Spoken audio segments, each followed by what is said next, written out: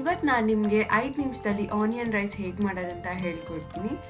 So ಇದು ತುಂಬ ಟೇಸ್ಟಿಯಾಗಿರುತ್ತೆ and simple and easy recipe, ಯಾರು ಬೇಕಾದರೂ ಮಾಡ್ಬೋದು. ಟ್ರೈ ಮಾಡಿ ಆಮೇಲೆ ಟೇಸ್ಟ್ ಹೇಗಿದೆ ಅಂತ ಕಮೆಂಟ್ ಮೂಲಕ ನನಗೆ ತಿಳಿಸಿ. ಯಾರಾದರೂ ಸಬ್ಸ್ಕ್ರೈಬ್ ಆಗಿಲ್ಲ ಅಂದರೆ ಸಬ್ಸ್ಕ್ರೈಬ್ ಮಾಡ್ಕೊಳ್ಳಿ, ಫಾಲೋ ಮಾಡ್ಕೊಳ್ಳಿ ಆ್ಯಂಡ್ ಟ್ರೈ ಮಾಡೋದನ್ನ ಮಾತ್ರ ಮರಿಬೇಡಿ.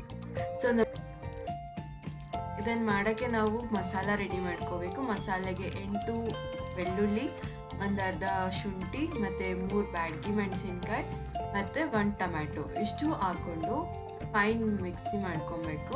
ಸೊ ಮಸಾಲ ರೆಡಿ ಆದಮೇಲೆ ಬಾಣಲಿಗೆ 3 ಟೇಬಲ್ ಸ್ಪೂನ್ ಆಫ್ ಆಯಿಲ್ ಮತ್ತು ಅದಕ್ಕೆ ಜೀರಿಗೆ ಆ್ಯಂಡ್ ಸೋಂಪು ಮತ್ತು ಸ್ವಲ್ಪ ಎಲೆ, ಮಸಾಲೆ ಎಲೆ ಇದನ್ನೆಲ್ಲ ಹಾಕ್ಕೊಂಡು ಸ್ವಲ್ಪ ಚೆನ್ನಾಗಿ ಫ್ರೈ ಮಾಡ್ಕೊಬೇಕು. ಅದಾದ ನಂತರ ಒಂದು ಆನಿಯನ್ನ ಕಟ್ ಮಾಡಿಕೊಂಡು ಚೆನ್ನಾಗಿ ಫ್ರೈ ಮಾಡ್ಕೊಬೇಕು. ಅದು ಗೋಲ್ಡನ್ ಬ್ರೌನ್ ಬರುತ್ತೆ. ನಾವು ಎಷ್ಟು ಫ್ರೈ ಮಾಡ್ತೀವಿ ಅಷ್ಟು ಟೇಸ್ಟಿಯಾಗಿರುತ್ತೆ ಆನಿಯನ್ನು, ಅದಕ್ಕೋಸ್ಕರ ಫ್ರೈ ಮಾಡ್ಕೊಳ್ಳಿ ಚೆನ್ನಾಗಿ.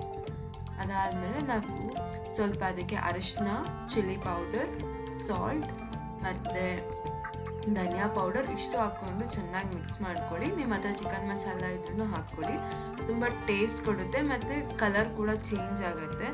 ಅದು ಎಲ್ಲ ಮಸಾಲೆ ಸ್ಮೆಲ್ ಹೋಗೋ ತನಕ ಸ್ವಲ್ಪ ಚೆನ್ನಾಗಿ ಫ್ರೈ ಮಾಡ್ಕೊಳ್ಳಿ. ನೋಡಿ ಎಷ್ಟು ಚೆನ್ನಾಗಿ ಬೇಯ್ತಿದಲ್ಲ. ಇದಾದಮೇಲೆ ನಾವು ಮಿಕ್ಸಿ ಮಾಡ್ಕೊಂಡಿರೋ ಅಂತಹ ಮಸಾಲಾನ ನಾವು ಮಿಕ್ಸ್ ಮಾಡಬೇಕು.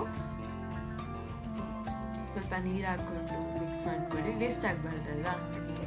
ಸೊ ಅದನ್ನು ಚೆನ್ನಾಗಿ ಆದಮೇಲೆ 2 to 3 ಮಿನಿಟ್ಸ್ ಅದನ್ನು ಹಂಗೆ ಚೆನ್ನಾಗಿ ತಿರುಗಿಸ್ತಾ ಇರಬೇಕು. ತಿರುಗಿಸ್ತಾ ಅದು ಸ್ವಲ್ಪ ಹೊತ್ತಾದಮೇಲೆ ಆಯಿಲ್ ಬಿಟ್ಕೊಳ್ಳುತ್ತೆ. ಈ ಆಯಿಲ್ ಬಿಟ್ಕೊಳ್ಳೋ ಟೈಮಿಗೆ ಉಳ್ದಿರೋ ಅನ್ನ ಅಥವಾ ಬಿಸಿ ಮಾಡಿರೋ ಅನ್ನನ ನೀವು ಒಂದು ಬೌಲ್ ಎತ್ಕೊಂಡು ನಿಮ್ಗೆ ಎಷ್ಟು ಬೇಕೋ ಅಷ್ಟು ಹಾಕ್ಕೊಂಡು ಅದ್ರ ಜೊತೆಗೆ ಸ್ವಲ್ಪ ಕೊರಿಯಾಂಡರ್ ಅಂದರೆ ಕೊತ್ತಂಬರಿ ಸೊಪ್ಪನ್ನ ಸ್ವಲ್ಪ ಹಾಕ್ಕೊಂಡು ಅದನ್ನು ಹಾಕಿ ಚೆನ್ನಾಗಿ ಮಿಕ್ಸ್ ಮಾಡಿದ್ರೆ ರೆಡಿ ಆಯಿತು ಆನಿಯನ್ ರೈಸ್. ಸೊ ನಿಮಗೆ ಈಸಿ ಆ್ಯಂಡ್ ಸಿಂಪಲ್ ಆಗಿ ಮಾಡುವಂಥ ಆನಿಯನ್ ರೈಸ್ ರೆಡಿ ಆಗಿದೆ. ನೀವು ಇವಾಗ ಅದನ್ನು ಟ್ರೈ ಮಾಡ್ಬೋದು. ಟ್ರೈ ಮಾಡಿ ಹೇಗಿತ್ತು ಅಂತ ನನಗೆ ಕಮೆಂಟ್ ಮಾಡಿ. Thank you so much. Thank you for watching. ನಿಮಗೆ ಈ ವಿಡಿಯೋ ಇಷ್ಟ ಆಗಿದ್ದರೆ ಲೈಕ್ ಮಾಡಿ, ಶೇರ್ ಮಾಡಿ ಆ್ಯಂಡ್ ಕಮೆಂಟ್ ಮಾಡಿ.